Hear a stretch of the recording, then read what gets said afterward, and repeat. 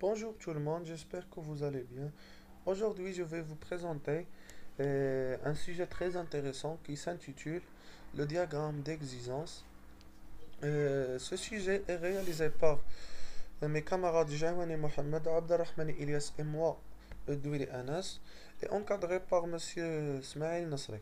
Donc, avant de passer sur le plan, j'aimerais bien définir le diagramme d'existence.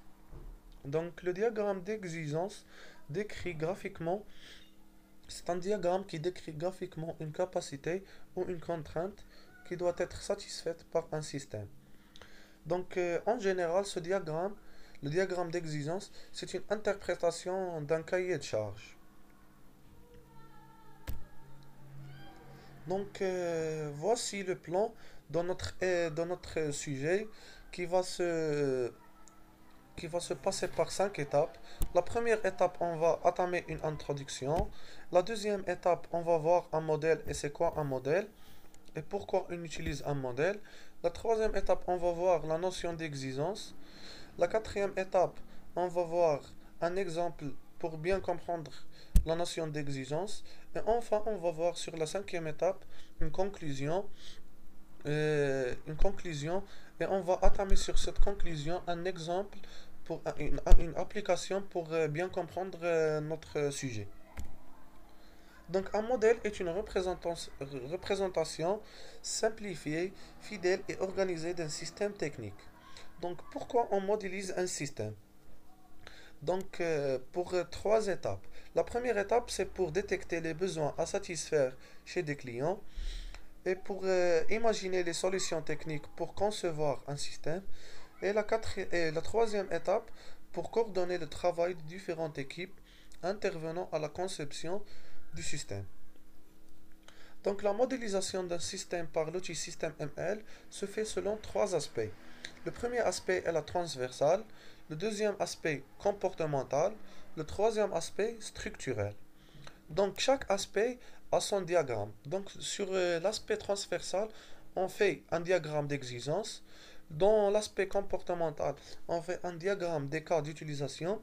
Et sur le dernier et le troisième aspect, le aspect structurel, on fait un diagramme de bloc interne.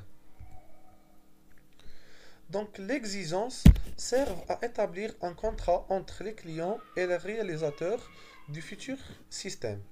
Donc une exigence est représentée par un cadre sur lequel sont précisés. Donc on précise quatre éléments. C'est le requirement, le nom de l'exigence, l'identifiant unique et une description textuelle de l'exigence si son nom n'est pas explicite. Donc ces quatre étapes, euh, on doit les respecter et faire successivement. Donc, la caractéristique exigée par l'utilisateur, il y a deux caractéristiques. Donc, la première le premier caractéristique, c'est le performance, où on s'intéresse sur la capacité de stockage, l'autonomie en énergie et l'impression. Et le deuxième caractéristique, c'est le contrainte, où où on s'intéresse sur l'esthétique du produit et le design et le prix d'achat. Donc voici un exemple sur l'exigence qui définit bien notre cadre. Donc notre cadre est basé sur le nom de l'exigence, l'identifiant et la description textuelle. Donc on doit respecter l'ordre de ces étapes. Donc sur le nom, sur le nom, il s'agit d'une chaîne de caractères pour décrire l'existence. Elle doit être courte et précise et de préférence unique. Et après, on fait l'identifiant qui doit être de préférence unique. Après, on passe sur le texte de description où on décrit et on précise l'exigence. Par exemple, dans cet exemple d'exigence sur l'accélération d'un véhicule, on doit respecter le texte qui dit le véhicule doit passer de 0 à 100 km par heure en moins de 40 secondes. Donc, on doit respecter cette description. Donc, après, je vais laisser la parole à mon camarade Ilyas Abderrahmani qui va continuer sa présentation. Après savoir la méthode d'élaboration, on va voir le diagramme d'exigence. Les blocs de diagramme d'exigence sont reliés entre eux par trois relations. La première relation, c'est la contenance. La deuxième relation, c'est le raffinement. Et la dernière relation, c'est la satisfaction. La relation ici, c'est la contenance. On commence cet exemple. Spécification de l'automobile, nombre de l'exigence, identifiant un aucun texte descriptif. Émission d'agents polluants, identifiant un 4. Sécurité des accoupants, identifiant un 7. Confort de conduite, identifiant un 3. Et dans lequel on trouve trois autres exigences. Espace, identifiant un 3,3. Bruit, identifiant un 3,1. Vibration, identifiant un 3,2. Code de production de véhicules, identifiant un 5. Performance de véhicules, identifiant un 2. Et dans lequel on trouve 4 exigences. La première exigence, accélération maximale, identifiant un 2,1. Texte descriptif. Le véhicule doit passer de 0 à 100 km/h en moins de 14 secondes. Rayon de braquage, identifiant un 2,4. Distance de freinage, identifiant un 2,3. Vitesse maximale, identifiant un 2,2. Fiabilité de véhicule, identifiant un 6. Charge passager et braquage et bagages, identifiant un 1. On passe à la conclusion. Dans la conclusion, on va traiter un exemple ou une application sur le diagramme d'exigence. Comme nous l'avons dit, les blocs de diagramme d'exigence sont reliés entre eux par des relations. Et la relation ici, c'est la contenance. On commence cette application. Protection auditive. Mission du système, protéger l'utilisateur de niveau sonore environnement.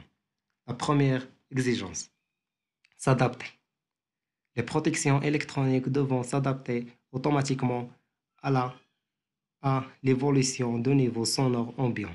Critères, attention progressive jusqu'à 15 dB, sélection manuelle de l'intonation sonore, moins 9 dB ou moins 13 dB. Ne pas enlever les protections pour communiquer avec l'entourage. Être ergonomique. Les protections devront s'adapter aux oreilles d'adultes. Critères. Les matériaux doivent être faciles à monter pour une forme adaptée à l'oreille et facile à enlever. Être hygiénique. Les protections auditives devront être hygiéniques. Critères. Matériaux faciles à nettoyer. Être autonome. Les protections électroniques devront fonctionner le temps d'un concert sans intervention de l'utilisateur. Critères autonomes d'énergie 3 heures. Respecter l'environnement. Les matériaux utilisés devront être recyclables. Être esthétique. Les protections auditives devront être le plus discrets possible. Critères couleur discret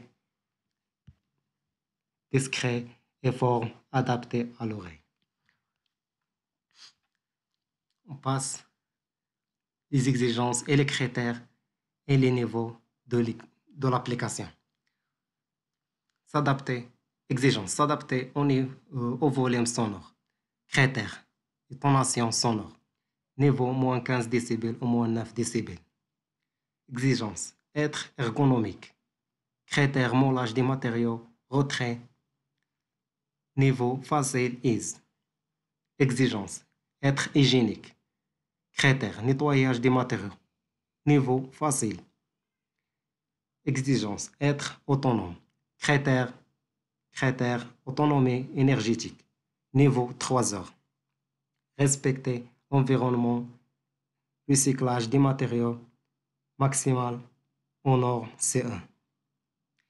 Être esthétique, couleur, forme, discret, adapté à celle de l'oreille. Et merci pour votre attention.